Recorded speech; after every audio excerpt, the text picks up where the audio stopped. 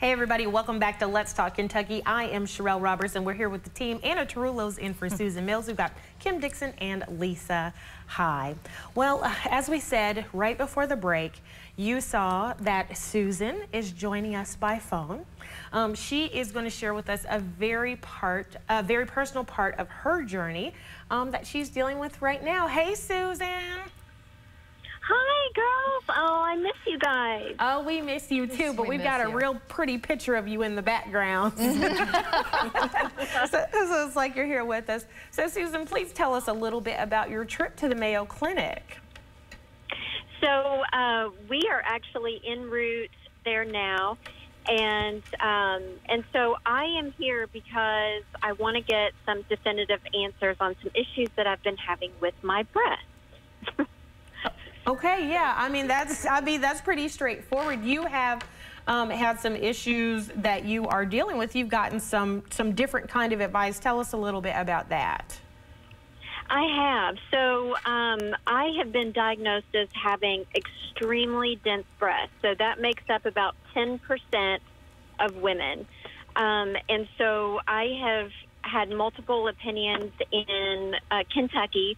One of the opinions they recommend preemptive double mastectomy due to a high risk that I have. And then another one that said, you know what, instead of a double mastectomy preemptively, just keep having tests, mammograms, ultrasounds, MRIs every 6 months. Yeah. It's kind of frustrating. So I called the Mayo Clinic the tiebreaker. I'm wondering, we have some wonderful doctors here in Kentucky and in Lexington. Why have you chosen to go to the Mayo Clinic? So yeah, we do have great doctors, and I have great doctors in Lexington. It's like I said, the Mayo Clinic is kind of be a tiebreaker. The Mayo Clinic has some of the world's best doctors, and the great thing about Mayo Clinic is that they all consult with each other. So when I am here for the next 3 days, there are going to be multiple doctors that I see. All of them will be consulting with one another and giving me kind of their best advice. That's good. Thank you. Susan, what types of issues have you experienced that have raised your risk for breast cancer? Can you share that?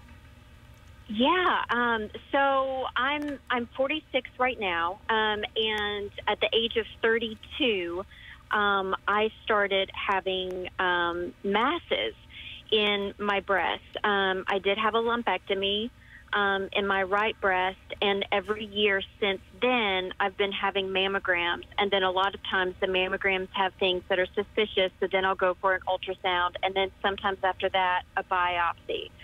So an interesting fact, though, that I want to let our viewers know is that this year, the FDA actually updated their mammography regulations. It used to be, a higher age for mammograms. Now it's 40. And they also have made breast density reporting a national requirement. Before that, it was just kind of like a patchwork quilt of state laws. So your doctors, if you have dense breasts, have to, by law, let you know. And so my doctors have let me know that I am at high risk because of my history, because of a family history, and then also because I have extremely dense breasts. And another thing about, why it's important to get annual mammograms is obviously to make sure that you can detect the cancer. But mammograms for women with dense breasts miss about half of the cancers. So you have to have additional screening. Yeah, Susan, this is such a personal journey, and we appreciate you sharing it with us and with our viewers who have become our family. Why was it important for you to kind of share this? Because you didn't have to, you wanted to. I did, because this is something that I didn't know about. And this is a pretty big decision. It's a pretty invasive surgery to have a double mastectomy. And at the end of the day, after a lot of prayer I realized I want to stay around for as long as possible. Obviously, for my son, for my husband, my family, and I want to let other women know when they go, they should talk to their doctor about having second imaging tests, like an ultrasound or MRI, especially if you have dense breast tissue. Yeah.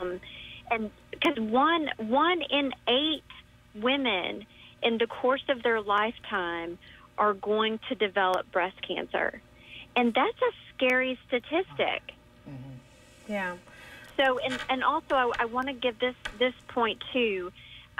So dense breast, for those that may not know, is harder for the radiologist to detect breast cancer. So cancer, when you get a mammogram, shows up as white spots or masses.